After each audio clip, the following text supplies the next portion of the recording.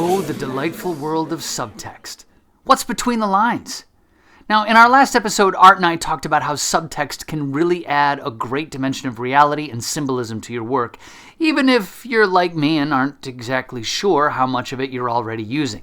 Look, like we mentioned, subtext is one of those big concepts that help your writing immensely, but I'm not totally sure if I'm using it correctly, or even if I can explain it very well. It's a very big concept that helps reveal things about character or story, or even the themes that you're trying to work with in your own piece without having to spell it out. Subtext makes your work all the more three-dimensional. So let me pull up the notes that Art resent me about subtext so you can continue to add some great depth to your own work and to make it sound like I know what I'm talking about. Now remember, first and foremost, subtext is finding a way to say things without explicitly saying them. First, show, don't tell.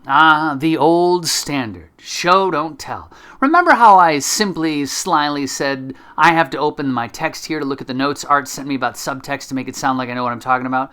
Well, that's a nice way of giving you some subtext about myself, about the relationship that Art and I have, about Art, how he's got his proverbial poop together, and I'm always kind of forgetting things and recording these refills the minute before they're due. Another way to think about subtext is the tip of the iceberg metaphor, or is it an allegory? Metaphor? I don't know, I forget. Again, I'm not the good guy with the terms. That's what art's for. In other words, how can the things you reveal about the characters show their much deeper motives or themes, emotions, desires, and all that stuff that makes characters so unique? Think about the specific details you can point out to the reader that represents what's under the surface. You've got a character who is always looking at their watch. What does that reveal about them? You've got a character who is always killing plants by accident. What does that say about them?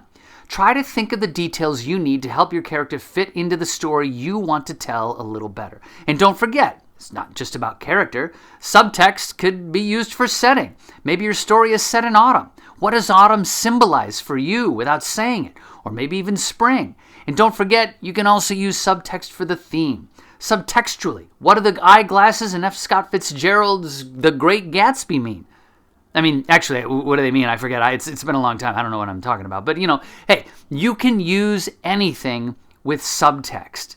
You can also have a lot of fun with it once you get the hang of it. Finally, try and play with subtext in your real life. When you're not writing, say you're out at the grocery store or at work or the mechanics, listen in on conversations. Find out what people are saying. Try and tune into what they actually mean, what they're actually trying to say between the lines with subtext. It's a fun way to people watch, and it's also a great way to help color your work with subtext and make it stronger. Thanks for listening. Now get writing.